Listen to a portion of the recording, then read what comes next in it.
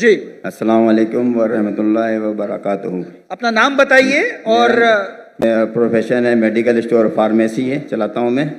और मैं यहाँ कराची से 200 किलोमीटर दूर जामशोरो कोटरी से आया हूँ यहाँ। मैं डॉक्टर जाकिर नाइक का बहुत बड़ा फ़ैन हूँ। मैं 15 साल से इनको सुन रहा हूँ। जी सवाल बताइए प्लीज। हाँ, सवाल ये है मेरा कि हमारे कुरान की आयत है अल राशी वल मुर्तशी केला हमा फिन नार, रिश्वत देने वाला और रिश्वत देने वाला दोनों जहन्नमी हैं। तो हमारे मुल्क पाकिस्तान में काफ़ी इदारे हैं, मैं इदारे का नाम लेना नहीं चाहता, और हिंदुस्तान में भी होंगे और ममालिक में भी रिश्वत देते होंगे। तो हमारे मुल्क में यहाँ बहुत एक छोटी सी काम की वजह से रिश्वत देना पड़ जाता है, ना चाहते हुए भी। तो फिर इसके लिए हमें क्या करिए? दोषी कौन है फिर, हम या जो जिसको दे रहे हैं हम वो है? भाई साहब ने कोई कुछ चीज़ अरबी में कही और कहा कुरान में लिखा रिश्वत देने वाला और रिश्वत लेने वाला जहन्नम में। मैं ऐसी कोई कुरान मजीद की आयत नहीं जानता हूँ। हदीस में लिखा हुआ है, कुरान मजीद में जहाँ लिखा है रिश्वत हराम है वो सूरह बकरा है, सूरह नंबर 2 आयत नंबर 188। अल्लाह ताला फरमाते डोंट यूज योर वेल्थ, आप अपनी दौलत का इस्तेमाल मत करो हाकिम जज को अपने जजमेंट से तब्दील करने के लिए ताकि आप दूसरे लोग की दौलत खा सके। Do not use your wealth as a bet for जजेस in order to eat other people's wealth. ये कुरान की आयत है, सूरह बकरा सूरह 2 आयत नंबर 188। ये जो बोले रिश्वत लेने वाला देने वाला नार में है, हदीस है, कुरान की आयत नहीं है। जी सॉरी सर। आप समझे ना? जी सर। तो अरबी में आपने क्या बोला मैं समझा नहीं। हदीस में आता है, कुरान में भी रिश्वत हराम है, हदीस में भी आता है, लेकिन ये हदीस में कहा नहीं निकलेगा नार में जाएंगे। ये लिखा है कि आप अपनी दौलत को इस्तेमाल मत करो जज को बेट देने के लिए, रिश्वत देने के लिए, बेट रिश्वत देने के लिए, ताकि आप दूसरे की दौलत खत्म कर सके। सूरह बकरा सूरह नंबर 2 आयत नंबर 188। आपका सवाल था क्या रिश्वत देने वाला गलत क्या रिश्वत लेने वाला गलत? ये सवाल था आपका? जी सर। दोनों? जी सर। दोनों गलत, लेने वाला भी गलत देने वाला भी गलत। बहुत मजबूरी होता है कि इस वजह से देना पड़ जाता है सर, वरना काम नहीं होता। छोड़ दो काम को। आम तौर के ऊपर रिश्वत देना हराम है, लेकिन ये आयत का आप मुताला करेंगे तो कई उलमा कहते इसमें लिखा है आप रिश्वत मत दो अगर आप किसका माल हड़प कर सके। तो कुछ रिश्वत जायज है, कुछ मिसाल के तौर पे आपका लाइसेंस नहीं बन रहा है और आप जानते हैं मैं गाड़ी चलाना जानता हूँ, ये हर टाइम मुझे फेल करता है। जी सर। उसके पहले मिसाल दूंगा, मैं पहली बार जब पाकिस्तान आया था 1991 में 1991 में आया था मैं, तो मेरे पास बहुत लगे था, किताबें थे, कुरान थी। तो मैं ट्रेन में चढ़ा, ओवरवेट था, तो टीसी आता है, टिकट। उस टाइम तो कौन जाकिर नाइक को जानता ही नहीं था, आज तो माशाअल्लाह जाऊंगा तो सब पहचानेंगे। उस टाइम कोई जानता ही नहीं था, टिकट ये क्या है, वजन करो ज्यादा हो गया। तो कूली मुझे बोला भाई साहब। जी सर। कूली ने बोला भाई साहब मुझे 50 रुपया दे दो मैं पास कराऊंगा। मैं बोला रिश्वत गलत है। तो वो टिकट वाले ने मुझे अंदर लेके गया, मैंने मेरी दावती काम शुरू किया। बाहर निकले, वो उसने कहा, वो टिकट कलेक्टर ने, एक शर्त पे आपको छोड़ूंगा, आपको मेरे साथ चाय पीना पड़ेगा। तो मैं बोला ठीक है। बाहर निकला चाय पी के, वो टिकट वाला कितना पैसा दिए? 100 रुपया दिए ना? नहीं दिया। कितना दिए? नहीं दिया। झूठ क्यों बोलता है?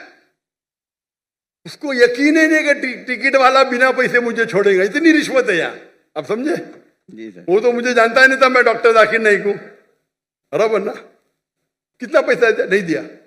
कितना दिया? बोलो ना साहब। 200 रुपया दिया? नहीं दिया। बोलो ना साहब। झूठ क्यों बोलता है? मुझे झूठ बोलते अने सब पाकिस्तान को 100% पता है कि रिश्वत के बिना छोड़ेगा नहीं, लेकिन अल्लाह की जब मदद रहती है तो छूट सकता है। समझे अपना?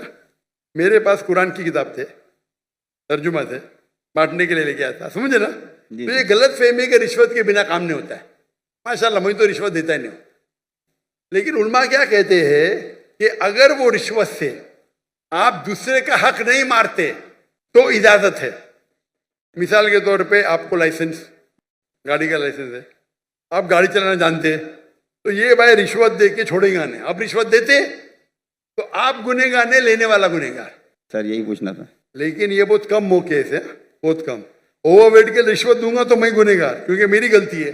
आप समझे ना? जी सर। अगर ओवरवेट को टिकट कलेक्टर में रिश्वत दिया, मैं क्या करूंगा? 500 दंड भरूंगा। मजबूरी क्या है भाई? ओवरवेट क्यों लेके गए आप? क्यों लेके गए? अभी आपको मिसाल दूंगा। मैं आ रहा था, हमारा 1000 किलो था। पीआई के मैंने सीईओ से बात किया, नाम नहीं लेता हूं। कौन? सीईओ, कंट्री मैनेजर से बात किया। डॉक्टर साहब आपके लिए कुछ भी करूंगा। मैं बोला ठीक है भाई। 6 लोग जा रहे थे। मैंने बोला भाई 500-600 किलो ज्यादा है। हाँ हाँ डरो मत, मुझे 50% डिस्काउंट दूंगा। मैं बोला भाई 50% डिस्काउंट के बदले में और 4 लोग को लेके आऊं, और सस्ता पड़ेगा ना। बोला देने का तो फ्री दे, मतलब मत दे। ठुकरा दिया मैंने। Pi Pakistan airline. अरे इंडियन में कोई भी गैर मुस्लिम मुझे देखेगा तो फ्री में छोड़ेगा। ये है इंडिया। गैर मुस्लिम डॉक्टर जाकिर नायक को देखेगा, 1000 किलो 2000 किलो छोड़ देता है। ये पाकिस्तान है। गवर्नमेंट का गेस्ट हूं मैं, मेरे वीजा पे लिखा स्टेट गेस्ट, और आपका सीईओ पाकिस्तान का बोलता है 50% डिस्काउंट देगा। चार्ज कर रहे 110 रिंगेट 1 किलो का। मुझे इतना दुख हुआ कि पाकिस्तान में मैं आ रहा हूं, doctor Zakir Naik state guest है, और वो 300 किलो छोड़ नहीं सकते। बोलते 50% डिस्काउंट देंगे। मुझे नहीं चाहिए तेरा डिस्काउंट। मैंने 4 लोग 6 लोग और लेके मेरा सामान लेके। सच बोलने को मुझे दुख होता है, बट ये पाकिस्तान का हाल। इंडिया में वो हिंदू मुझे देखेगा, डॉक्टर साहब है, जो भी कहेंगे सच कहेंगे, सच के सिवा कुछ नहीं कहेंगे। ये इंडिया है। आज के तारीख में भी मोदी गलत है, इंडियन नहीं। इंडिया गलत नहीं है, मोदी गलत है। मोदी आज है कल नहीं रहेगा। जो इज्जत मुझे इंडिया में मिलती है, पाकिस्तान के लोग चाहते, मुझे ये नहीं कहता हूं मैं, चाहते पाकिस्तान के लोग मुझे। नारे तकबीर, जाकिर नाइक से रिश्ता क्या? ला इलाहा इल्लल्लाह। जब हम दावत करते हैं ना इंडिया में, हिंदू लोग मेरे पांव छूते। मैं बोले भाई गलत है भाई, हराम है। बोलते डॉक्टर जाकिर नाइक की बैग नहीं खोलेंगे हम। इतने जगह में इंडिया से घूमा, 50 लोग को लेके गया, कभी ओवरवेट दिया ही नहीं मैंने। हिंदू लोग बोलते भाई ये तो भाई भगवान का आदमी है, मैनेजर है मैनेजर। यहां तो मैं सीईओ से बात करता है, अरे डॉक्टर साहब मैं आपका फैन हूं। ये हाल है, ये हाल है हमारे देश का। एक स्टेट गेस्ट आ रहा है, शूटिंग करने के लिए सामान लेके आ रहा है। इतनी अफसोस की बात है। पैसा कुछ नहीं है भाई, अफसोस होता है कि ये हाल है हमारे देश का, पाकिस्तान का, जिसको मैं दिल से चाहता हूं। मैं अगर हिंदुस्तान की हिजरत किया वो सिर्फ मोदी की वजह से। जो मजा वहां आता है, और मजमा इससे बड़ा 10-10 लाख, वो 1 लाख बोला, गलत बोला, 10-10 लाख। और उर्दू में बात करने क्यों लगा मैं? मेरे बॉम्बे के पुलिस कमिश्नर बोलते जाकिर भाई, तुमको जाकिर भाई बोलते, एवरीवन लव्स यू, लेकिन मैं आपसे नाराज हूं। मैं क्यों नाराज है भाई? आपका मैसेज आप हिंदी में देना चाहिए, उर्दू में क्यों? आपके चाहने वाले इतने, आप उर्दू में तकरीर करो तो मैं खुश होऊंगा। तो क्योंकि बंबई का हिंदू पुलिस कमिश्नर 2004 या 5 की बात है, मुझसे जबरदस्ती करा आप हिंदी में उर्दू में तकरीर करो तो मुसलमान और हिंदू सुधरेंगे। और फिर मैं शुरू किया तकरीर करने का उर्दू हिंदी में, एक हिंदू के बोलने से, उसकी मोहब्बत से। तो हिंदू और मुस्लिम में इतना अच्छा भाईचारा है इंडिया में। ये कुछ पॉलिटिशियन का प्रॉब्लम है, पॉलिटिशियन। तो मुझे मोदी से गिला शिकवा है। तो मोदी अगर गलत है तो इंडिया को क्यों गलत करे भाई? मोदी गलत है, इंशाल्लाह आगे रहेगा नहीं, इंशाल्लाह। आप समझे ना? तो आप अगर देखेंगे कि वहां भी हम जितने बड़े प्रोग्राम हम मुंबई में कि दुनिया में किधर नहीं किए, वो मोदी ने आके बन गया। हम बड़े बड़े कॉन्फ्रेंस किए माशाल्लाह। तो ये पॉलिटिक्स, और मैं पॉलिटिक्स के करीब भी नहीं हूं। तो जहां तक के रिश्वत का सवाल है, आपका अगर कोई चीज अटक गया जो हक है, उसमें अगर रिश्वत देते, बहुत कम टाइम ऐसा होता है। और तो रिश्वत लेने वाला गलत, देने वाला को अल्लाह ताला इंशाल्लाह माफ करेगा। मैं लेकिन वो भी नहीं मानता हूं। लेकिन अक्सर इंडिया में, पाकिस्तान में जानता नहीं हूं मैं, इंडिया में मैं कहता हूं क्या करप्शन है ये। आप जानते पाकिस्तान में शायद और है। कोई भी मुस्लिम अगर 2 लाख रुपए से ज्यादा कमाता है और धंधा करता है, 95% वो हराम करता है, रिश्वत देता है। आप समझ रहे? रिश्वत के बिना गाड़ी चलेंगी ही नहीं। रियल एस्टेट के अंदर इंडिया में रिश्वत तो मैं मेरे बहुत से धंधे माशाल्लाह, कोई भी धंधे में रिश्वत देता नहीं हूं मैं, कोई धंधा करता ही नहीं हूं। क्या मजबूरी? रियल एस्टेट में रिश्वत, जो अक्सर धंधे में रिश्वत। हमारा मेडिकल प्रोफेशन था माशाल्लाह, उसमें भी रिश्वत है।